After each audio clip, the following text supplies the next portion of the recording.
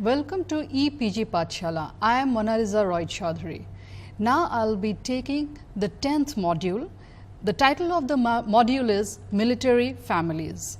Till now, we have done women as victims of violence, women as perpetrators of violence, but in the whole scenario, we see that there is a silent, sacrificing family behind the army or behind the military men. So now we are going to have a look at the families of the military. The families of the army personnel become an inadvertent yet integral part of the war process. The family plays a wide range of roles and experience war conflict in myriad ways. I would like to point out the problems and the difficulties that the families face during and even after war.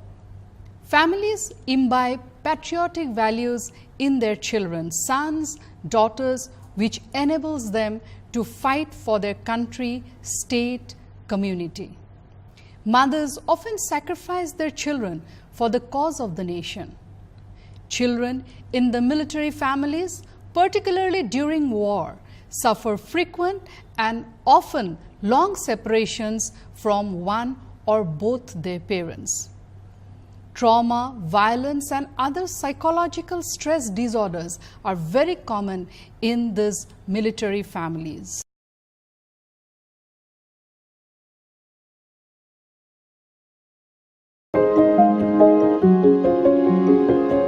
My dad, he's from artillery, so he took part in 1999 Kargil war. For me, every day it was terrifying. Whenever I used to come back from school, I used to put on news thinking, something is happening. We were always worried about his life because, it's not an easy job. He's fighting people on a daily basis, so yeah.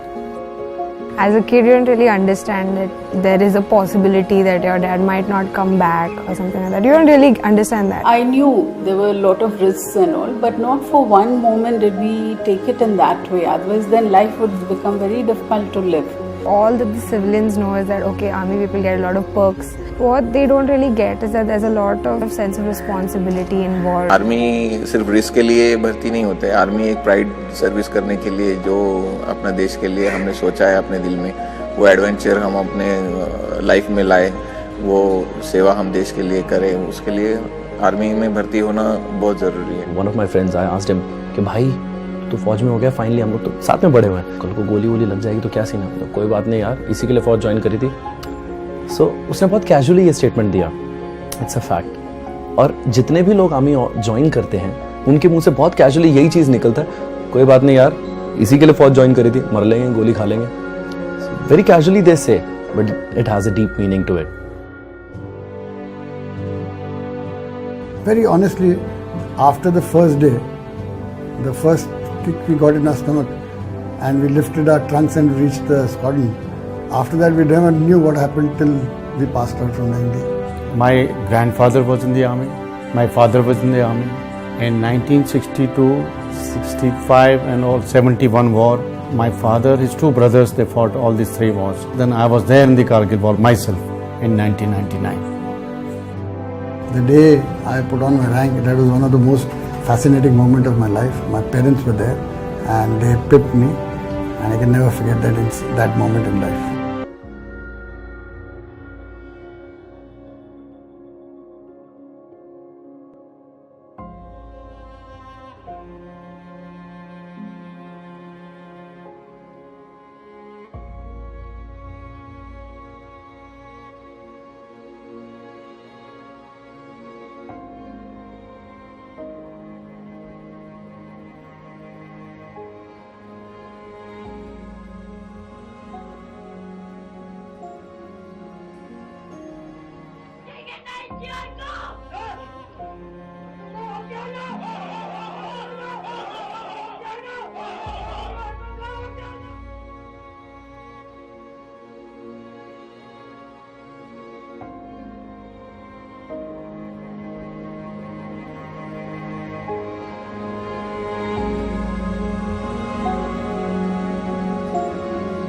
It is only since 1980s that traditional and feminist scholars started taking interest in military families in an organized manner. The studies on military families look at how the army co-opts the family into having an unfailing patriotic loyalty. The family is important in maintenance of the institution of army itself. It is the sacrifice of the mothers, the unpaid work of the wives, and the hero worship of their children that makes it possible for the soldiers, who are mostly males all over the world, to be combat ready. Families have to make immense sacrifices, often relocating frequently, putting their own interests and needs for career and education on hold. The military family deals with continuous fear, psychological trauma, and physical violence to enable their family members to serve. Members of the military may marry at an early age when they face deployment, which results in having children at the younger age when they might not be psychologically prepared to be parents. This stress, added to the stress of deployment and redeployment, often lead to high divorce rates. Because it's usually the mentality of the Indian parents that if their son gets a job, they can get married. So in the army, we see that, the recruitment starts from a very young age. They pass the higher secondary and they're recruited into the army. And the parents tend to get their children married, which results in early parenthood. Military families often have to deal with substance abuse, in particular alcohol abuse, which is among the most critical adverse impacts of military service.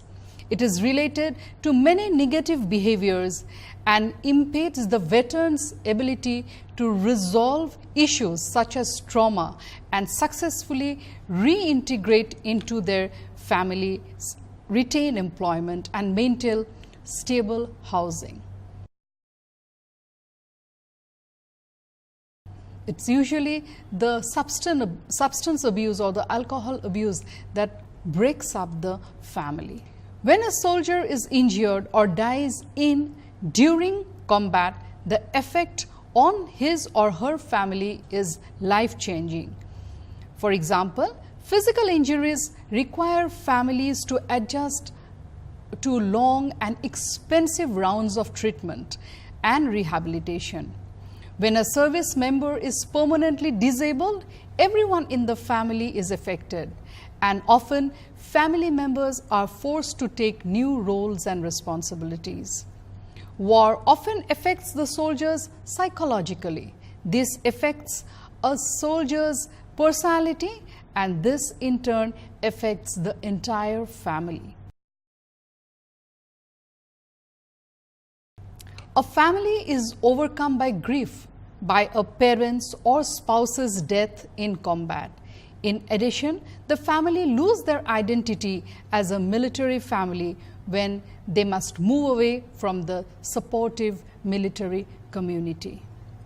So now we are going to analyze the situation of women in a military family. In a range of roles played and experiences of military family, it is the woman who plays the crucial role. A woman is the mother who prepares a son to fight for his fatherland, and she is also the wife who takes on the traditional role of the man in the family in absence of the man himself. The wife and the mother who works in the military juggles between a military career and a family responsibilities. Women also hold peace rallies to oppose war, to bring their men back home. Now let us talk about the war mothers. Now, history has glorified war mothers sending their sons, and some less frequently their daughters, to the war. The image of the patriotic mother evokes a brave and stoic woman who is willing to sacrifice her child for the greater cause of the nation. Leaders throughout the war history has glorified this woman to increase recruitment, to make woman party to the war. The dichotomy of good mother and bad mother was created. So the concept that if you can send your children to the battlefield, you are a good mother. You can sacrifice your child for the sake of the nation. Whereas, mothers who are not ready to do so were labeled as bad mothers. So the experience of the mothers throughout history has varied. The experience of women through the world wars and the post-Cold War conflicts of recent times have, however, shown that this all-sacrificing good mother is a myth. During the run-up to the First World War, women who were already in the public sphere demanding the right to vote had started opposing the plan for war. Throughout history, from war to war, mothers have always opposed war. This opposition is not just out of motherly instinct to protect their children, but also is a clear political stance. In fact, the Old Woman's Project clearly states that it is futile to oppose war almost entirely on the basis of being mothers and daughters or grandmothers. In fact, the Mother's Day, which has gained immense popularity over years and is celebrated across the world, has its origin in Julia Ward Howe, a mother opposing the American Civil War in 1870. On the other hand, it is also true that there have been mothers who had supported war. During the rule of Hitler and Mussolini, women played the role of the perfect feminine woman, which included being the perfect mother who sacrificed their children for the nation.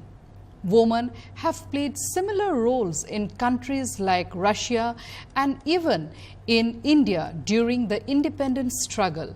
There were women who sacrificed their children for nation, community. Then there are women who are mothers and are working in the military.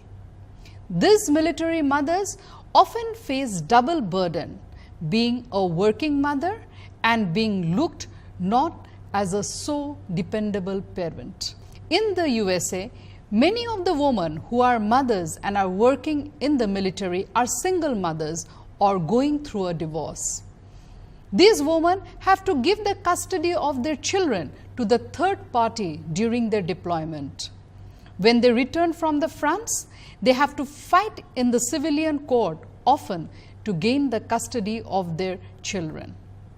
In the courts, military moms have an even tougher time than the civilian working mothers. The courts often look at the military mother as being detrimental to the well-being of the child. The absence of the mother who is in the military creates tension in the family dynamics with their children, husband, and other relatives. The family as well as the larger society expects the woman to resume their traditional role as a mother and caregiver as soon as they return from the battlefield. The psychological and physical trauma faced by a mother in the battlefield makes it difficult for most women to do so. The entire structure of the family becomes a sacrifice in the process of war. Now we'll come to the military wife. I quote, "How does the military secure the commitment of the wife to the husband's job? It makes the nuclear family the building block of the whole military institution by emphasizing the team approaching to the man's job." Unquote. Military wives have to fend for themselves and their families while the husbands are deployed. After the return of their husbands, they are often expected to resume their duties as caregivers, and they sometimes have to live with husbands who are physically disabled or emotionally withdrawn or aggressive. Dealing with the war veterans who are suffering from post-traumatic stress disorder can be equally traumatic for their spouses. The entire family in the military system ensures that the military wife is rarely left to fend for herself. She is subject to two patriarchal authorities, her husband and the base commandant. Amongst all the role that women play in and for military, it is perhaps the military wife who makes the biggest sacrifice. Now, here are some points which evidences this logic. In most countries of the world, except during combat, army wives are expected to follow their husbands around them wherever they are posted.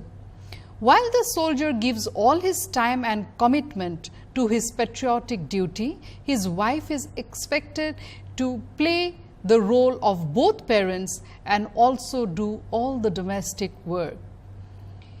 In addition, she is supposed to be the soldier's moral and emotional support, rejoice his achievements and victories, and when he loses or is injured, she is expected to nurse him back to health.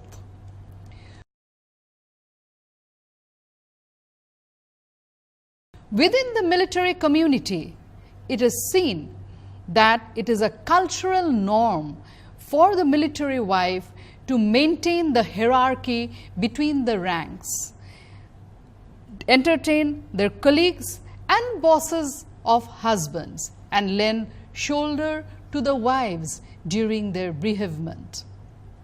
Military wives, more often than not, go through pregnancies, give birth to children on their own in the absence of their husbands.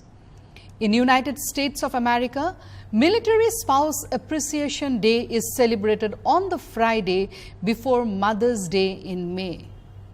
Frequent transfers is often seen.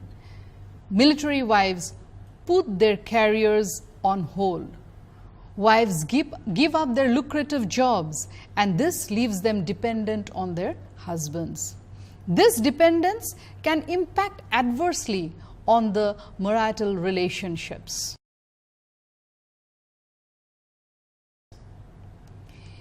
Now we see how the mothers and the wives are affected in the military life. Now we come to the children.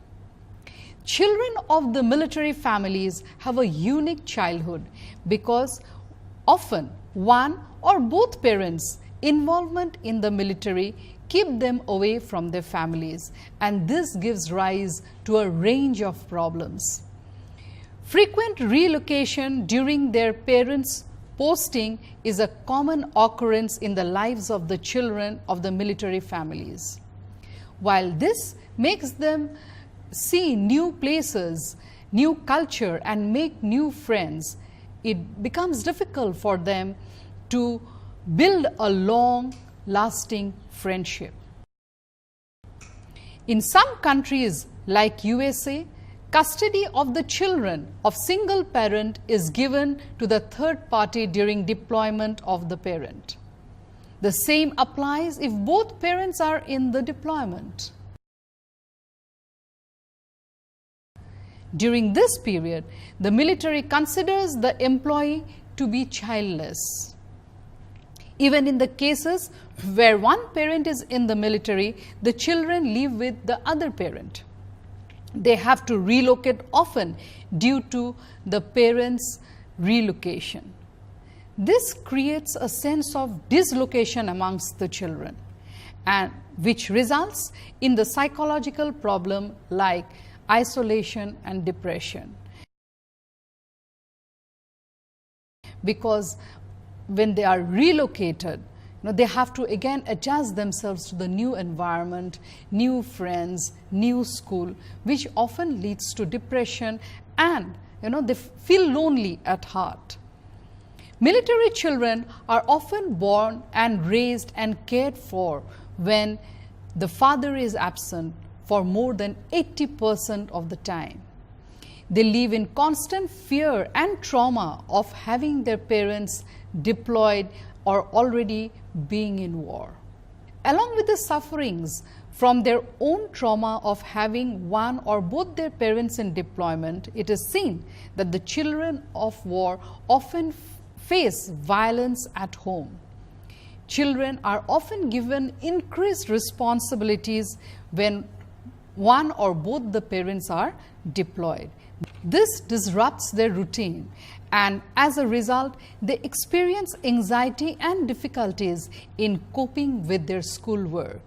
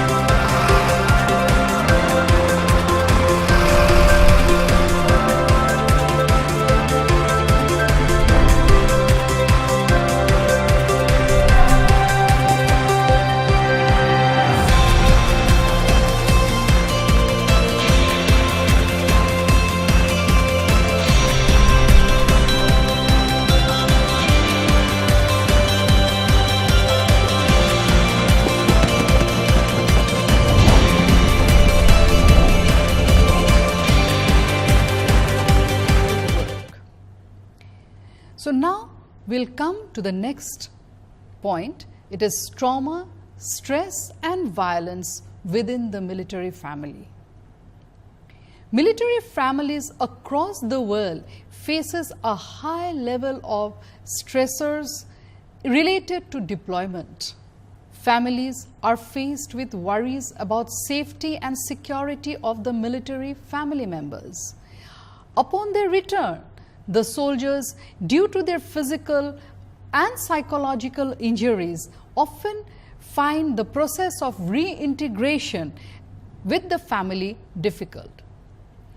Post-traumatic stress disorder, depression, violence, substance abuse, anxiety, etc.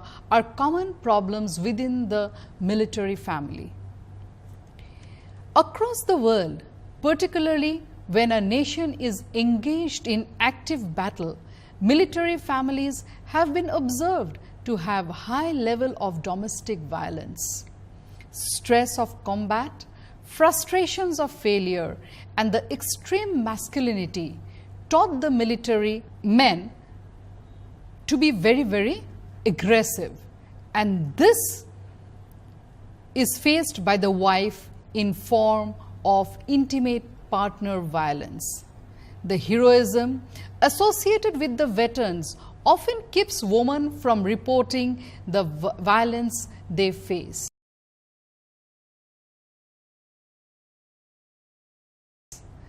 Their husbands, who are celebrated as heroes of war, they cannot expose them as abusers. So this prevents the wives of the intimate partner violence to be silent. Children of the military are often seen to have a disrupted life because there is frequent reallocation and absence of one or both parents for a very long period of time. These children have to be extra sensitive towards their parents' moods due to the high stress situation at home. Anxiety and nightmares are common issues faced by military children. They also find themselves at the receiving end of their parents' trauma in form of physical and psychological violence. Now, let us draw some examples from violence against women in the military families in USA. The victims of domestic violence in the military is predominantly the female civilian spouse of active duty personnel. Victims normally have children, and more than half have been married 2 years or less. Substantiated spousal abuse involving members of the military is predominantly perpetrated by male active duty personnel, and this has been reported in the study of spousal abuse in the armed forces. Among the services, the Army consistently had shown the highest rate of domestic violence, followed by Marine, Navy, and Air Force. Abused women in military communities are often fearful of reporting incidents due to lack of confidentiality and privacy, as well as limited victim services. In the sample of active military women in Greater Washington, D.C. metropolitan area, 29.9% reported adult lifetime intimate partner violence, defined as a physical and or sexual assault from the current or former intimate partner. African American women were significantly less likely to be abused during military services than were white women, but ethnic group membership was not at a risk factor for lifetime abuse. Let us crack in the edifice the necessity of the man in maintaining military. The impact of deployment and reintegration on military marriages and children are a part of the shared sacrifice that comes with military services. Paradoxical as it may sound, the military institution needs the family to sustain it. It is the family that sows the seed of patriotism in children. It is the family which constitutes the notion of honor that the Army protects. It is a high-stress situation like war. It is the hope of returning to the family which keeps the soldiers going. It is seen that military service members marry young. When a young person joins the military, he or she feels the need to have a family in order to feel secure.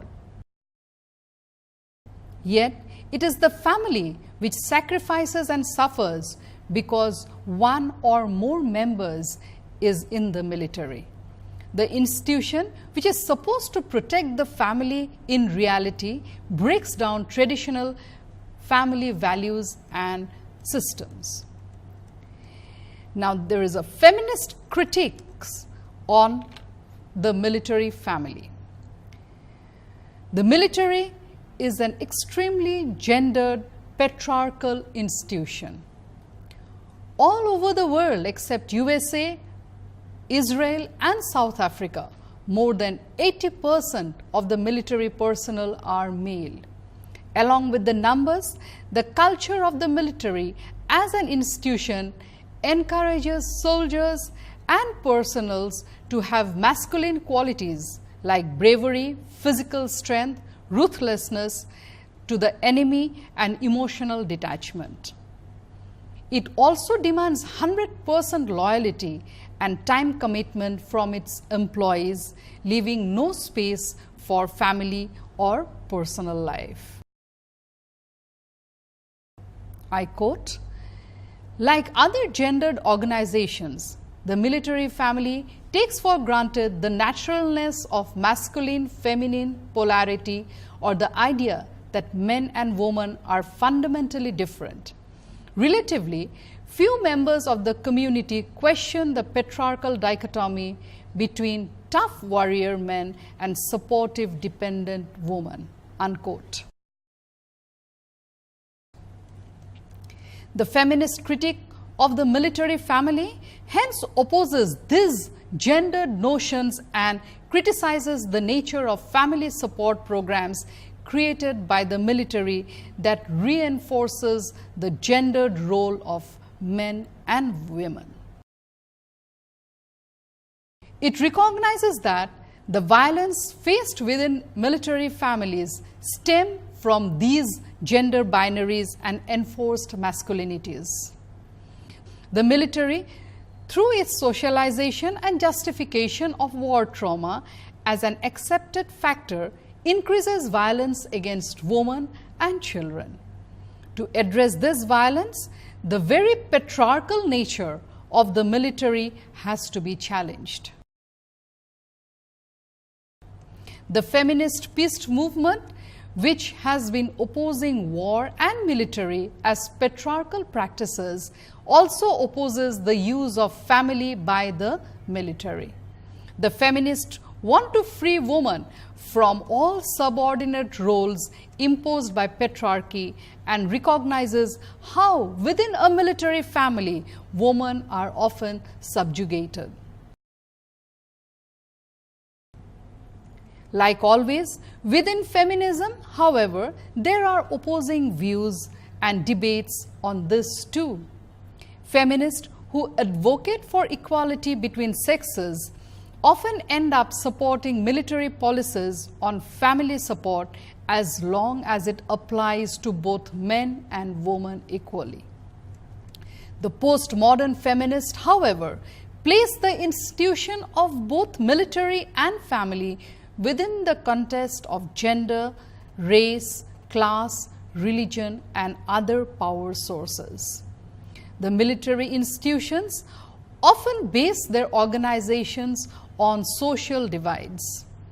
The military family therefore ends up upholding these values and has to be critiqued from this power-oppressed analysis. Thank you.